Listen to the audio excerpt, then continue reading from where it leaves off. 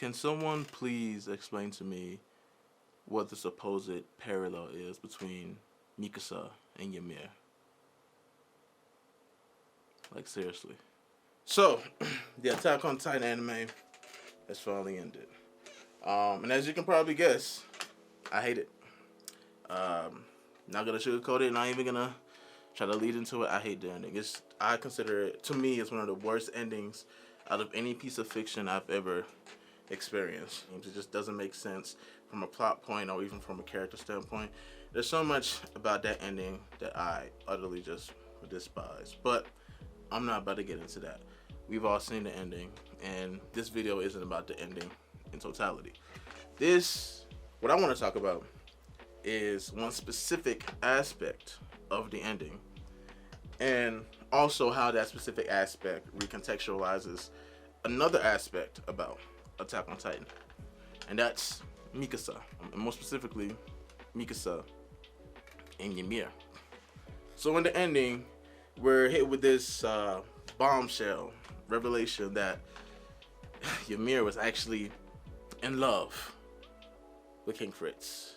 She loved that nigga for whatever reason, even though this nigga burned her village down, killed everybody in the village, enslaved her, ripped her tongue out, raped her as a fucking child, forced her to bear children, and forced her to commit horrendous acts of violence and murder. And the entire time she couldn't speak because she had no tongue, she had no will, she had no agency, she wasn't even a person. She's literally, in terms of fiction, she's one of the most dehumanized characters in fiction, period. She was not a person. And now you're telling us that even through all of that, she loved the nigga. She couldn't help her feelings. And somehow, for some twisted reason, she loves this nigga. And what a lot of people try to say in defense of this is that we're dumbasses. We're dumbasses for being upset with this because the Stockholm Syndrome is implied. Couple things about that. If the Stockholm Syndrome is actually what the love is from, then why isn't that explicitly said anywhere? It's not even hinted at anywhere. They didn't say that her abuse and her brainwashing and her life as servitude had twisted her perception of love, and now she became attached to King Fritz and she felt that she loved him, even though it wasn't actually love. That's not said at all. That's not even implied. When Armin and Eren are having that conversation, they are saying, why did she love Fritz? They are confused as to why she loves Fritz. If the Stockholm Syndrome is so obvious, and if that is what's being implied in the story, then how come the characters in the story that got the information from Ymir don't fucking know why she loves this nigga?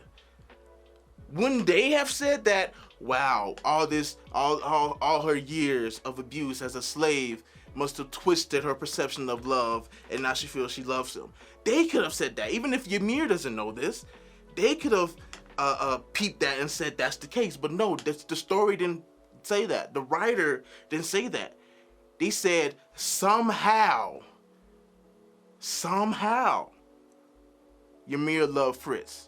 So this implies a level of agency. This implies that this is her choice to love this nigga. That's what all of that implies. But you say Stockholm Syndrome is still being implied there. We're being too cynical. We're nitpicking. We're not giving enough grace. All that. Okay, let me give you that. Let's say the Stockholm Syndrome is implied, right? So if the Stockholm Syndrome is implied, then what the fuck is the parallel that she has with Mikasa? Are you saying that Mikasa has Stockholm Syndrome for Eren? Is that what you're saying? How? The entire reason Mikasa is obsessed with Eren is because Eren saved her life. It's the legit opposite relationship of what Fritz did to Ymir. Fritz took Ymir's life and killed her parents. Eren saved Mikasa's life and gave her a new family. Where is the parallel?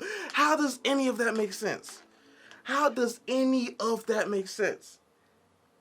Either she does have Stockholm Syndrome, so the parallel with Mikasa makes absolutely no sense whatsoever, or she doesn't have Stockholm Syndrome, and you're trying to tell us that this child who was enslaved and raped by her slave master is in love with said slave master.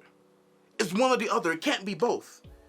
It can't be both with the way that the story has set up the ending. It just cannot be both. It doesn't make sense for it to be both.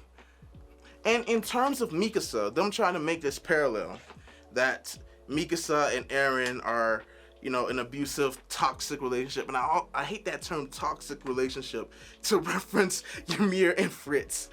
They are not in a toxic relationship. She is a slave with no agency, no rights, no will, no nothing. And he is an all-powerful king. There's no relationship there. That's like saying the black women who got raped by their slave masters during American slavery were in a toxic relationship with their rapist. You see how ridiculous that sounds? But even if we were to look at it that way, they're both in abusive relationships. When did Eren abuse Mikasa?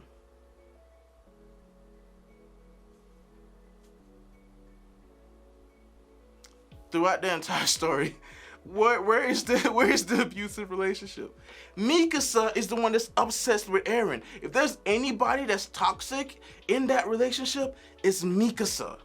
Mikasa is obsessive and overbearing. The entire series, we're hearing Eren tell her to stop treating me like a child. You're not my mom.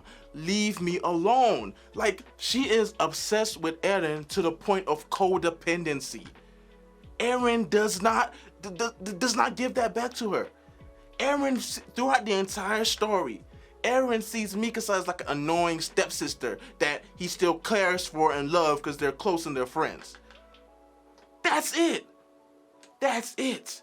While Mikasa is literally obsessed with Eren. She constantly wants to know where the fuck Eren is. Is Eren okay? Eren, you can't do that without me because I have to protect you. Eren.